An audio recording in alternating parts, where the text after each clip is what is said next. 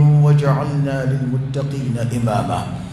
لك عن بصوابنا لك الدعوك لك عن بلوى إسلامية تشنك لك عن فاتو المنيا ذاتك أما إن على فأكانكم لبانك لا إله إلا الله محمد رسول الله صلى الله عليه وآله وسلم أما على فوكاتنك ولن مندون كعلى بركنا ألم يعنسكي أنا ولا نتوقنا نوي على كراك نما صلى الله عليه وآله وسلم أيام فولا دين دمنا أبان دمه كأسلام يفهم أبان دمه مانتو جوجو منو ني كافرو ني أسلام يجوجو جسري مبه ولبي مانتو جوجو نورو على كراك صلى الله عليه وسلم akatasra info ka manguya ka buruja be femunun fo chendo nu ya lekra nani sallallahu alaihi wasallam nu ya lagush nu ya shubuhatu labe on bi dimi ambe majubu fo am wulika joke matanjala ki wala de la minga bunka tembo beka we kuma min fo jabi ka soro la iro o alkiraka sirak kalani sallallahu alaihi wa sallam abande me hatta qur'an min nabu fasar ka kullama abande me ka qur'an fabiya adaka qur'an bu kuma do fo ni nana ibina tatbiqu de yissa alkiraka bara ibino de abaka qur'an en korof ni ko akoro mana fini kuma ka jugo oni pratique tekili waliya mana darsuin afanga kabbu anafakabu aslama yatsika taka to jugo shila wa alkira kan yana ma kira jugo min sallallahu alaihi wasallam ana kira kan yana ma ay kitabu inta addam dana kabira ma ke kira sallallahu alaihi wasallam bal kabana ka bangini ko na kungan kibaru yau kana si a bangini ma kana si aka cidema ai do foni mbeka ya san sa alkira sallallahu alaihi wasallam annani madina jendile islamo makuka u free ku défend ko u jugu kumbe u kele o jendira mige o kebe o walu de ka anya kele folo kera no e badru kele ka bo o kele la o kele ni uhudu ni yonche o kele baba fulani yonche kum sema munun kera o fulani yonche an bolu de ka o dongo ay jugu fofu ka si jugu sigoro manani ba o jugu sigoro manani jama kulunani ushite ala fe tekra fe teslamaya fe na ubenu ka konya sababu do ubenu ka juya sababu do anyo nyefo ya do ango nga manga utakoni ngwi mone mindunu la ulu yere mo do ko ango luka la hala ya kumbe kuma do fo anyo kuma kuntige ya dongo di wala de be wuli ala kambe so abba wa kanat makkah tuhaddinu bi darb al-qasim awa o magungera abe tahdidu ke ni bugoli minna bina islam ko kari u jolo kari darbun qasim arabkana qasim wa femina akulu gelera annana ma bima griyarima itsika joka kumbe jugushila afara hadhihi musibatu qasima fore masiba ya adamati mena annana mamma makwatila ya magusa tu ya do ana ma de yoro chama misiga kari be wuli ka temete la alla irena senze katama kata fore yoro la ngani kokarla ana ma de jola ya koy tu wa fo fe do ko masiba do وقاصمة الزهر أشيبا من أبعد ما دي كوكر كرويدي أتمت منا بركبوا أنا ومغان بك كلام كما وتعلن بأخذ الثأر والنقمة ومغان نغو be bangini ke ko wele da ni tanyo boy ni tajuru sara rumi kray na ka sahabo ye mone min dura ko mone juru sara wa tahtammu bi ta'biyati al'ammati jihara ko ka u fanga yere be fara nyonga ani ka wele si fa be fe ko magan be ngembe ko blasinga kaba oye ma psika doke ni ngula kele bulula walma kele chela ka kibaru charifa be o mo fara nyonga o maga nguyo laben la sika kaba maga ngaw wa tunsilu ila almuslimina bilisani haliha mana ko maga ngaw kechugoya ko la la inu ko kechugoya o pimbe chibla kata madina ko mano ya kira na kasa abawi ango bilisani haliha okoray lisanul hal o ere yechugo be min fo ko min manana na afujunne na bima alhala bojiraw anatugo bojira kaba makuma ko mana magango kawlika jonu kallaben tibara fon be lama fon fena ko ka labe be chido de blakata ala kirana kasa abo ma o chigmeyi تقول بأنه ولا بد من يوم أغر محجل يطول استماعي بعده للنوادل لا بد من يوم أغر كفو دونك كيولو يروي دومي دونيومي دومي ناتندا جيمبي محجل دومي ناسيون جيمبي ني تشبيه دي عرب كالو متنبي كبيتو دودو بابا كيكا iba feka mone boyere la akuma imbeta ka ke ondale shawru beitu do family do mutanabbi di kuma info ana jugu do ka kelela ako fodon tajuru sara don yuma ngake on maga ngawere do minati ndaw jembe asew njembe o koroy ay do bovenyoya komini so bla so minati dana sew njembe ni o bla so to chela obi yechugo mina ano cheka in so to chefe chugo mina ko folu were ka do soro don do chela do min be komini so in so to chela kitab ci arab ka macha ko jugu ngana foro do arab ka mena ba fam awala wal de kundala ka jawon dayna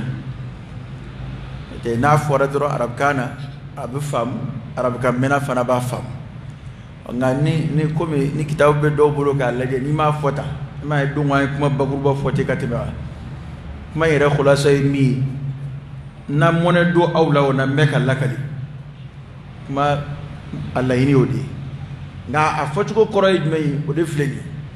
ko faayiru ko don zoro on ma ngaw do minati nda jembe asingalaw jeme ko mini yo bla so taw chelaw bi yeju ko mina no chekay so taw chefe ko mina faayiru ko do nywana so o do nywana may ma ka kele do na do min jarila do mina isiraka mone sebe korobo ikele yona to sebe korobo yerela ka dimido ikele yona ko fu an yɛrɛ ka tajuru sara do de kana bana ay do indi mamutu ka ni so façon yatul istima'i ba'dahu lin-nawadib do min ko fe ne ka meni kunda bi janya shukashim so mangala an-nawadib o ye nadibatu jamudi ko nadiba de koroy la arab kana muso min bi ya shukashi abi shuyi majam anga kari mina kari min beta kari min de lakari o façon ketom so fe ko nadiba o nadiba yi o jamu de nawadibu ko mana uluna mone bo werela alakira na ka sahabula ka tajuru sara ke ula ko ke donyumai uluye ko min so façon be so to kela to mina ko wana do temena ko uluna meku sigi ka shukashi so mangabe kadaka unuka ma baufa ko muyulu minyongo lula una ka ma korotale fa ko mu yemmi ana kulula arana da madini kam ma kulu mautara o shuka shilibi mesena de kadaka kuma nu unno yira wodo mana yekma abu shuka shikurai mo shuka shikashili kunda jaya tekili de ala rekaddali chugula ada bodum tekili chugumu shuka shifuranje tekili kadaka kuma mami na joda ka bunatara mo kuma na joda indona na banamini mo ba shuka shikurai kashi bete nyeji sa abete nyeji o kakari kofo ni kari kumbia ali de pumininge o mana ko ale na me ka shuka shilaw manga me Madina shuka shimso ana me kulu manga me odo kofe ko fo do de ka ke uluni ala kira ka sahaba uche ko fo do kanna ko manga ko kalinga de piwi وفعلا فقد قادت غزوة قاصمة إلى أسوار المدينة عرفت في التاريخ بغزوة أحد. كودو يوم من بلدا باكر أبو ومغاين كلا دو سينزي كمدينة مغوين كلا منا تجبويرا نا بولي فنغبوينا أسلاموكا ني أكرا صوبيكا mone do islam awla ko ma ngaw ya kede ko de kele min to dara ko uhud kele ko weni nganye minta na sabatira wulu o ma ngaw nganye minta ni no e fuka tajru saraki ala kirana ka sahaba wala sallallahu alaihi wasallam ko tajru saran o de kera uhud ko ni tariku ya asebe uhud te kele dugule islam ya tariku la akele majas la mawla ama jani so mu ni fana ulu done o de hatu islam kasi ibilla fi ayina alafi ngani islam la jarabira akana kinyana komi etika la jarabi akana kinyana komi fensiga esoro parce que islam o du koyara islam mawla kasro kirere da akele kuntigi sallallahu alaihi wa sallam abu sufyan ni ngara do min ala kira chekelela Herakl yayi ni gadomina ko na kelela ga chugudi akwa al harb bainana sijal ko kelebe munumuna ni yonje mado ambe sebaya suraka mado arabe sebaya suranga ite kumira fo ni nabi ma ka kelebulu kuma be ulude be sebaya suro uti yagala bu kuma shi dimiti dula kuma shilla ala bi lajrabi mununa adama de ma ala bi darsu de di adama de ma lajrabi num fana seve hudu kele ko era islam wala ni sawmi o darsu di islam ma o darsu bi to gafe ko na fukata si alqiyama sanga selima kada ka nan sira uduma akele chiena ni sawu munui o sawu munui adama darsu wi da to ba wonon ba fo ko ala kana nge ka jamal ladi ala kana nge ka jamal blasra kada ka kuma dowla ala binani hala dowi kundo kama nganna to abone wali atoro وبكيف ما دو غرسكي يا رب على كان لافيا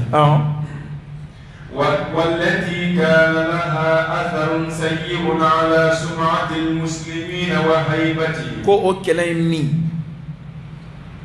ناي نو جوتو سلامو مونتوكا انوكا هيبه يا رب بدرو كله وفلكا هيبه دوكاني كو اودوم مي ni kafiru ada madam ne folo de uhudu make folo de kitab ci de afo ni mi kolo shabe kiyena ko uhudu damne nakaba ale madam ne de akuma nyebla de ni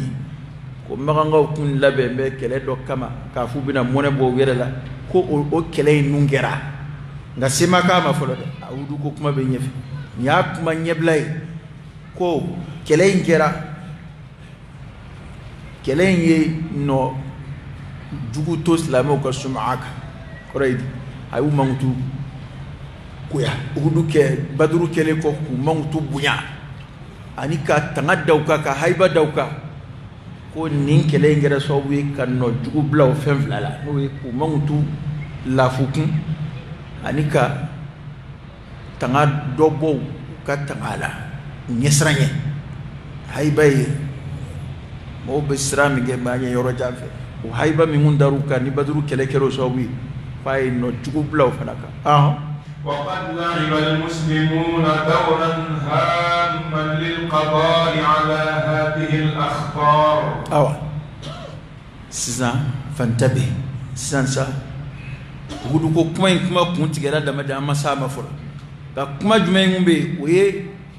farati mun gele du kaslamo lamini wuduko kuma de nana poyi o seve ni mani yorofa mu darsu bitunu ila farati ango farati mun ngumbe no ye jamakulu islamo lameli kele do ni ujugu gere ujugu nuna magangaw bala o magangaw labene do fuka kele do labe kele mbi mona bula o kele de kera uhudu nga amasi folo sa kuma sigira akorolela farati ko munun ngele do kaslamu lamini ni o farati ko baw magangaw yo doy ani jamakulu sababu foraka faroka no yahudu ni munafiquna ni siratkela munun be burso nawla ko o farati munun ngembe kaslamu lamini ko islamu ye joda bake o farati jolo karlila تظهر فيه عبقرية قيادة النبي صلى الله عليه وسلم. كو وفرتو نيوننا أنو فرتو كللي كو فرتو جلو كاري كبو أسلام ينيما كو على كراكا كلا دجرو منه صلى الله عليه وسلم أكا هكلي جا كلا فيلولا o no bangina o barayina kusobe islama kele folo mun kera be gazwa fe on fen kera ni ala kira ere bala sallallahu alaihi wasallam kele nyamo ere kunta ni kira ere shin dawla ay barake ni mo do ko mashurai o kilingeli ni kera ala nga kira ere be kele o kele la yenama sallallahu alaihi wasallam ali de kunya kele kunti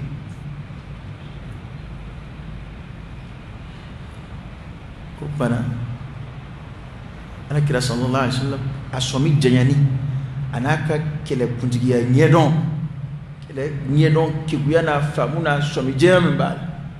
ko bangina ko sobe nim farati no nyonnina wa ma kana alayhi min ghayati tayaqquz hawla hadhihi al-akhbar ko ana ala kira kumbe kununi damina koroi a nyama dambe ati nyina yere ko kuma shi de ta yaquzu nye lembe ka ko laje o kun si ba dana chugomina ko fana bangina ni farati no nyonni sive وما كان عليه من حسن التخطيط للقضاء عليها أني على كرا صلى الله عليه وسلم أكا خطوكم أبفل الإمام ولا سكا دزيني نقولنا فنا بيجو دا باكي فراتين نونينا إسلامو قولي كجو على كرا صلى الله عليه وسلم أكا كلك كيانا أكا كلك نيدون أني أسومي جنياني anye lebeka kufle abeka jetimne blasinga atlum madambe akili bayre la kuma be ko o fenda madon num farale nyonga olu de joda buyana farati mun ngeli lu gaslamu lamini o joda buyana ko sebe farati nu nyonnila ونذكر في السطور الآتية إن شاء الله سورة مصغرة منها ko abina doni fo misali ya doni di okuka alakira sallallahu alaihi wasallam allabe ngumbe chumina an islamu yulika jomun ke ka faratin nun kumbe faratin mun ngel luka islamu lamini no yo jugu kala don ko abina misali fitini di oka أول ما نقلت استخبارات المدينة إلى النبي صلى الله عليه وسلم بعد بدر. كوكما من مدينة استخبارات كوري ونفونين نسرو استخبارات كوكما من بيس نبي للدول وهي أفوت بفوتشو بي جماكولوسي أكما كافو كارساوني كارساوني باردو يعني يجتمع تاركولا kele masa shimal languloya wal ma masaka shimal languloya ka bo umugula ma mun be kuna fun jonjo yini kana fi mana ko wale keba mun be Madina al-Kira bulu sallallahu alaihi wasallam Madina kibaru yaw mun be da di al-Kira Madina o kibaru yaw folo nana kibaru me la shikrama أن بني سليم من قبائل غطفان تحشد قواتها للغزو على المدينة وديك فكو بنو سليم من غطفان بنو سليم وكبيلة دوي كبيلة وكبيلة بايرة وغطفان ko olu kembe ku buge ku ka kele bulu fara nyonga ani ku ka kele chow fara nyonga ku labe ba fe kana chum Madina al-Kira kibaru jonjo sallallahu alayhi wa alihi wasallam ka fo ko banu Sulaym beka labenge ku ka kele chow kenyonga ku ka kele bulu kenyonga ku ka kabila mo fara nyonga beke ka kele labe ba fe ka wuli ku kunda Madina ka ko kira ka kuna funi naw anaka kuna funi dilaw ulu nana noy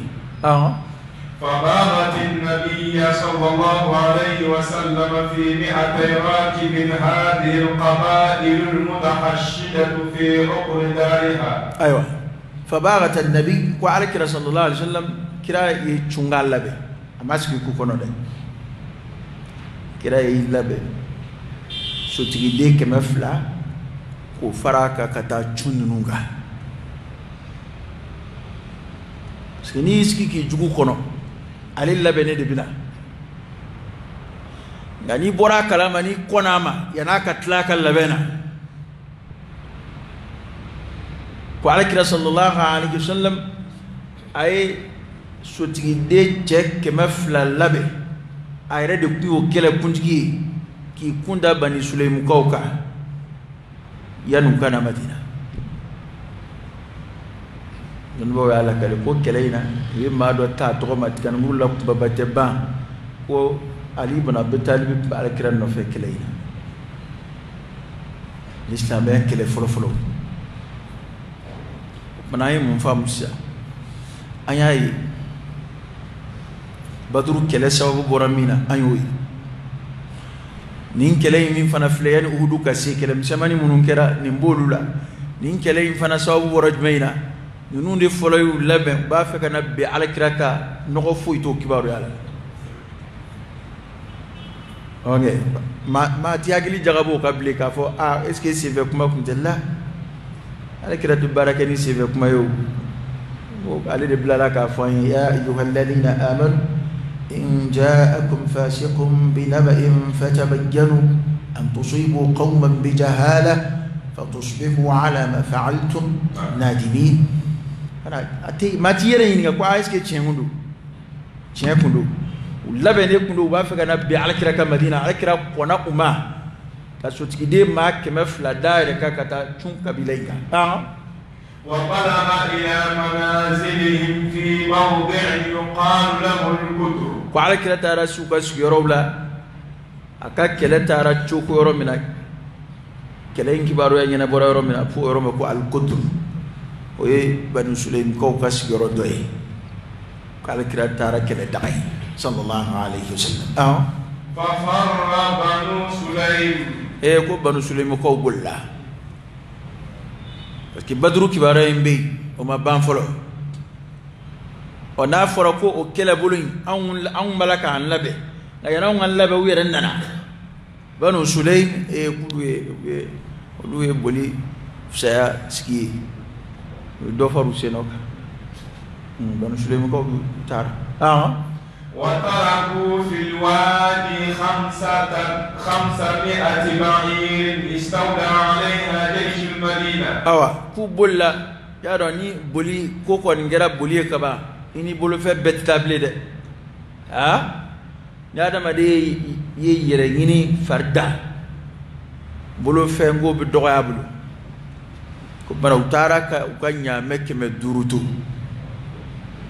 bulla buka nyame keme duruto pana islamo ko kele bului ko nyame tiyata awe ganima de islam way ganima de islamu ka kele bolo uta وقسمها رسول الله صلى الله عليه وسلم بعد إخراج الخمس ko ala kira nyame ntla akele ko ka khumsu boala kwa nyame totla khumsu bole kwa nyame keme duro khumsu juli nyame keme pana o nyame keme o khumsu o sendet lalla o ala na ka kira tay kira de bino do sraw fesa ala re sramunu ndirala sramunu naka kan parce que fa ndaw ni desebato chama be munu ta kele orla ganima dum betla kele de undi ni yonje ye khumsu na kuya ngani mi ma fam doro bin nalu ma do kameti he ngo han kira kuma na kele ke ba fugo kira kuma na kunye kele ka ab sarat sara kilinda ba tla duru ya re kilimbe ya re tay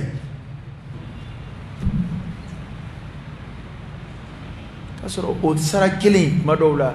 kira re tate fu yola fa ndaw de be desebato be muso be olu ta kele ke orla kele chew damadi ganima dum betlawlu ni yonche bina isa betlawlu ni yonche ka dama kende abana munu mata kelela ma desele munu be ma lafule munu be ni os dorra u balika ta kelela ulu ni yoro yidme ulu ni dundi arakira kan sallallahu alaihi wasallam ali de nyemoy ali de ka marabay ko fama ya de mano de atu shere khum subla arakira ka buluka sallallahu alaihi wasallam o arakira rebu ke chugula alay chuko minjirala tasra munum na ire ay kono kaka wa ayre simbola fana akadimba ya simbola fa asaba kullu rajulin ba'irain ay ko chekilo abay nyame fla de soro ala sawa abitlaka damakedi kele bulu ni nyonje shita manja shitai karza ka farka rita la karza daraja ka bu karita era khumsu e nyame keme nyame ngwe keme duru ni khumsu wala to e keme nani kele che ko juli che keme fla bana ko be nyame fla wa asaba gulaman yuqalu lahu yasar fa ataqa qala kira kele jon kamale do soro kele injinve ab fama ko yasar ko ala kira yo horonya amo marade ayo horonya وأقام النبي صلى الله عليه وسلم في ديارهم 3 أيام وعلى كرا يتلسى بسكي وكسكي يروب لي بنو سليم كوب لي نعلى كرا فرو قوني كلبولي وعلى كرا يتلسى بسكي صلى الله عليه وسلم كاد نو أوا متى فلو دبيا فنانا زولي داكا بولي أما كتير ambia nana ambia ay tile saba sigi bana tile saba dafara mi ni tamabosh mabo bana alkira binasib thumma raja'a ila al-madina o qofe sa sur la ka sigi kana madina tile saba qofe ro o wilu fana ka kele bani iskiro blaka taki bulu fondu mami nyesana kama etabana lutna la benge kana bli ni ulu julo karli وكانت هذه الغزوة في شوال سنة 2 من الهجرة كونين غير شوال كالولا سنجيني غالو هجرة سانفلانا سنجيني غالو هجرة سانفلانا كو كلين غيرو دلا بعد الرجوع من بدر ب7 أيام كوا اني بدر يرما جايونا كوي بدر كوفي تلولوفلا ninkele ingera badru kofe dronti wolofla tara ninkele ina wana kele ya khulasa yidme we ka fo uni kafru makariona fali makala jogini makala kafru bulunye واستخلف في هذه الغزوة على المدينة كونين كلينا اي ما من تو اكو مدينة سباع بن عرفطة سباع بن عرفطة وعلى كرا صحابة دو يقاو دي بلا مدينة كنا كتا وقيل ما بيتو على كرا كوفي صلى الله عليه وسلم أبي دوغو كولوشي على كرا كوفي أبي سيدني مو يابو مو كو ينبو كاكي كومي دوغو نيمو على كرا كوفي دو ما فلو من تغفو على وينين جاي دوكو أي كوتة وقيل ابن مكتوم ابن مكتوم دوكو قايو دي بلا مدينة كنا ننكلين سيفي كذاك على كري ربي أكاسا بابين چامان بانو في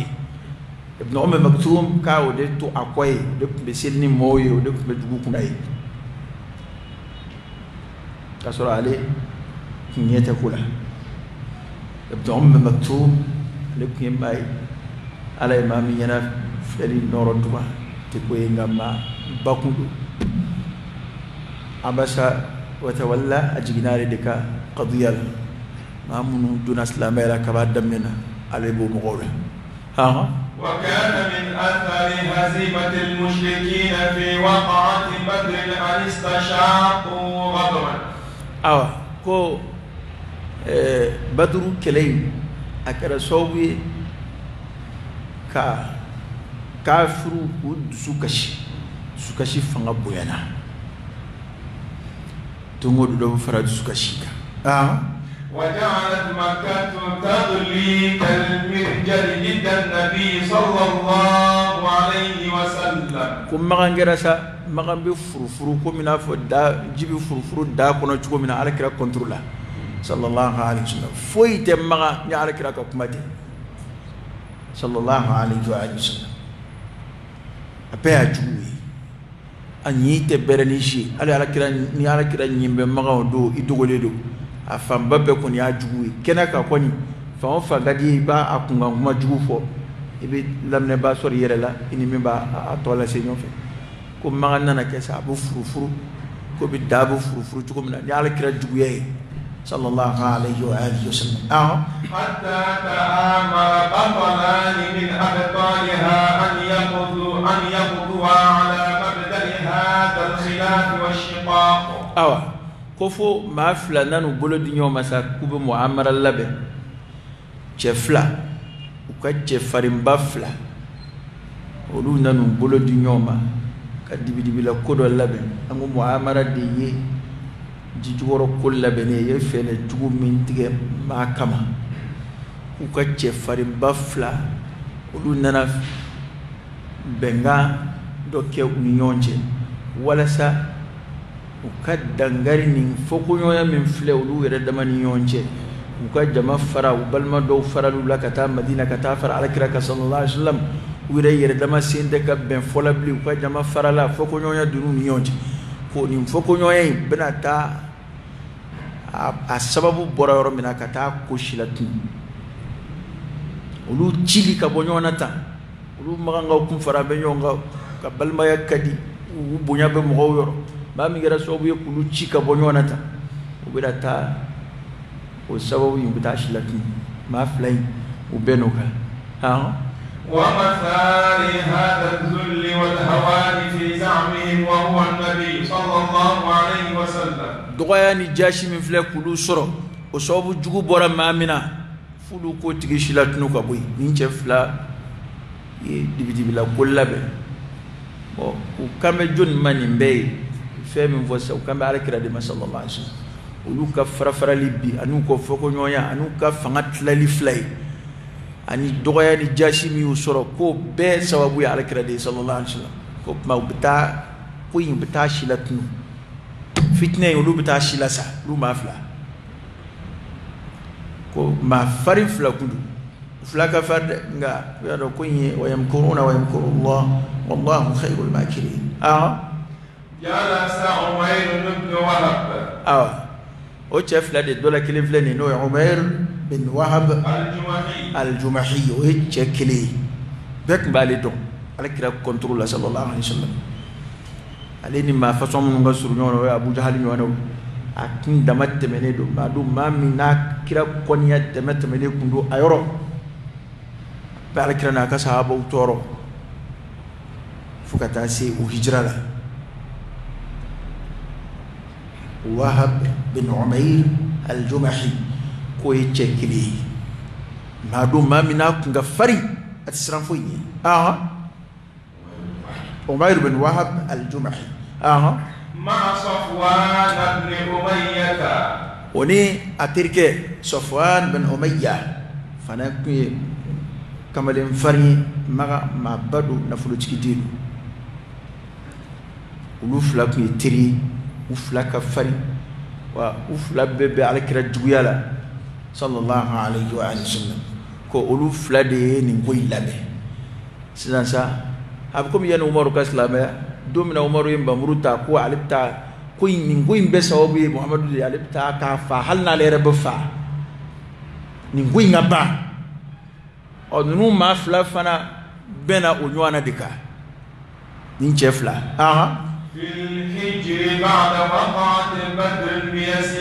ko bana Umairu de ye baro ka a terikɛ fɛ n'o ye Sɔfwanu ye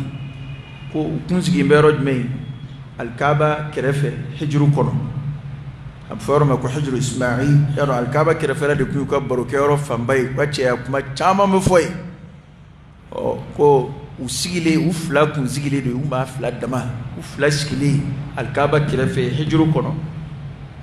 Umairu y'i kanto a terikɛ Sɔfwanu ma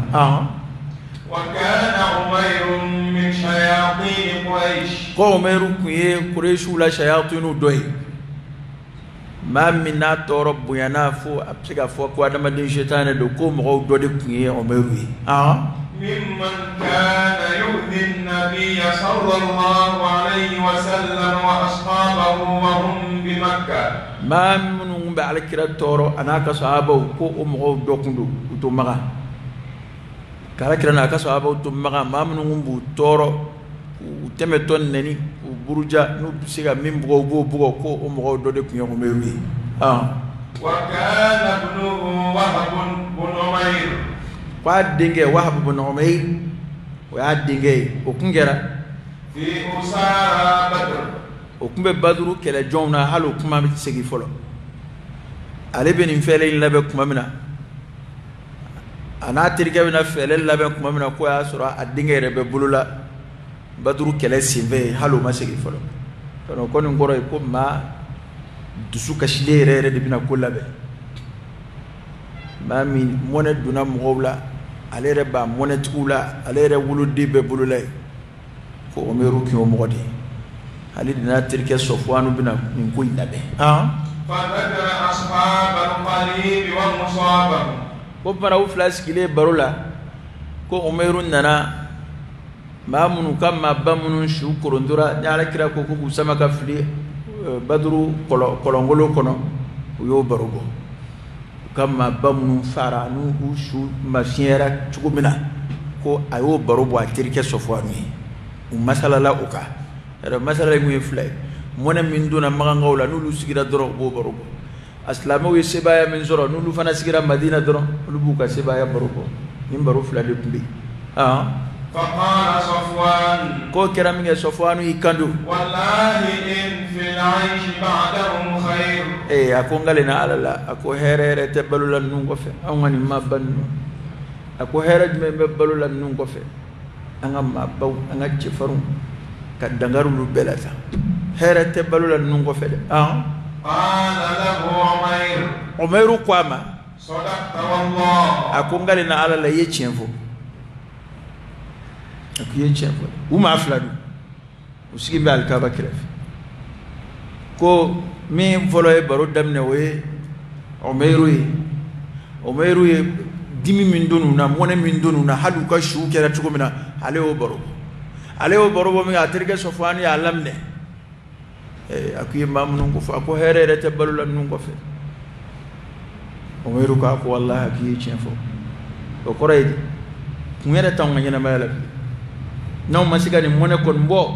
kun yɛrɛ tɛ anw ka balo la bilen mana u ye ɲɔgɔn su sa shetane u sabana ye أما والله لولا دين علي ليس له عندي قضاء ko garam nge Umairu ikandu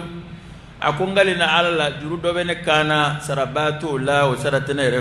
no kunde wa iyalun akhsha alayhim bai'ata ba'di ako ani demba era doni ka demba ka chance baten besra ninzara ndu mina kedi ngofe ukanna tunu kana ke ma fulu lewi ako no fen vla kunde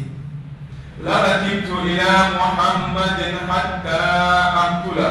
ako ne millabe kata Muhammadu kama ndipo ifio funga fa ako ngami mene balola o ini fen fladi ako era do ne ka dimba ka cha misra ko na tununinza ako juru do bengana chena o sara tembulu kayana ngateme na akili ko ni yoro do yini yoro ni na ni Umayru de ye kafiri do mushriku do ate kira fe ate ala fe ate islam yalla o de sato be ga joro wal jurula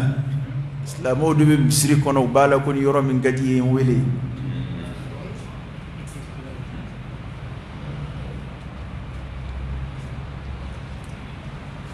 fa ambo ko do la horo yate ko hal ni islam yate horo yate ana ma de be juruta ni magar ko kamunu na sara kuma sirani am femunu fo bi horo yere dite adama de nyuma de tisama tel ni akilite lahara kula ata kuna ko ba sara lahara ata islam yere la nga ale jemba ni ko binga be siramu ye wal juru ko jurum bale kana no sarata ko ani abina taka dimba ya minto akofi yaro kafirin islam be dama ka kola be dimba ya ko jorobe bele fa inna li qibalahum illatan ibni asirun fi aydihim ako jangune re taka di madina ko kadaka sababu do bene ye uyoroy ne psika o kenta sababu ye madina kadaka ne de bubulo jonyalay ne de minembu bulo e wera makuma bo folo ne psika nda sababu yere koyi mana psika tasallulu ke ka do ala kiraka sallallahu alaihi wasallam psika fele ke ka do ala kiraka o sababu be mbulo u yoroy kadaka ndebu bulo yi ayini fatirke فاغتنمها صفوان وقال ko Sofwanu mo bla dagrindala Sofwanu e forsa intihad ako akwanyena atirke Sofwanu yana fa ukina fulutiki din fen bulukuna Sofwanu ninje yini dusuminta Umayru yini dusuminta ko Sofwanu ba fe ko tinobo ata fe ni forsa katakada ko Sofwanu ko alayya daynuk ako juru indo ine bosara ika juru otoi obene de ote kana bile de obene kana iko juru min bila alayya daynuk ika juru obene de kana basara akmbasara ko kafiri do de ma flekan laydu mi ta ko juru zara ni ko ina ku nyeno ko nyeta te ana aqbihi anka ako ika juru ne ba saraka buima